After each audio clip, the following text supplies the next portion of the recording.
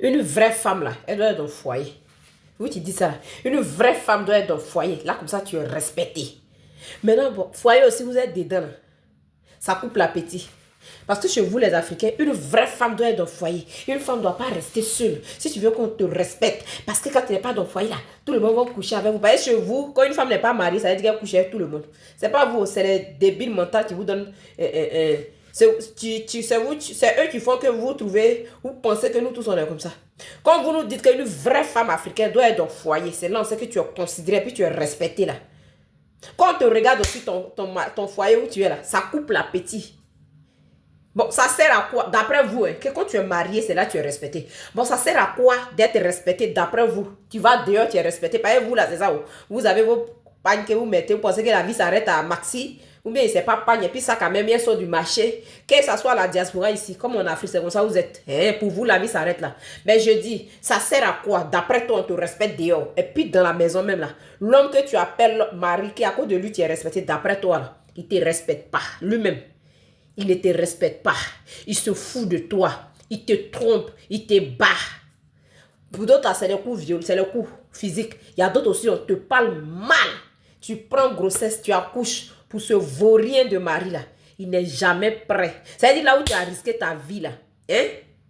Il n'est même pas prêt pour te donner un cadeau, un présent. Parce que tu viens de lui donner un enfant dans sa pauvreté sale là. Tu as eu courage de lui donner un enfant. Il se fout de toi. Tu n'es pas son centre d'intérêt. Son centre d'intérêt, là, ce sont ses amis, et puis son téléphone, et puis sa famille très sauvage, là. Maintenant, toi, tu as quel respect dans ça? Eh, mes soeurs. Maintenant, quand tu les vois aussi, elles sont là. Elles sont mariées, pour d'autres aussi, on les a mariées. Elles, les banques pacotiques, que si elles ont un problème, elles peuvent même pas aller placer ça à la banque, là.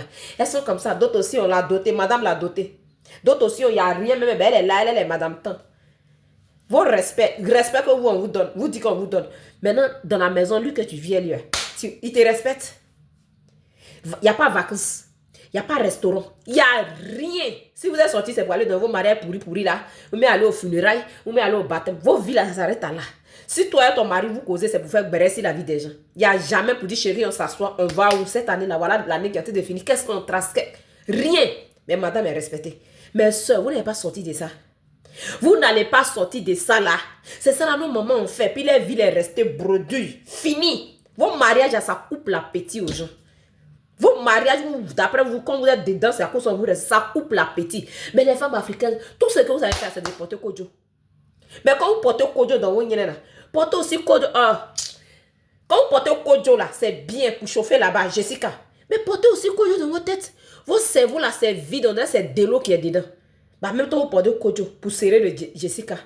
Que non, quand femme est mariée, elle est respectée. Et elle respecte là aussi. Ça coupe l'appétit.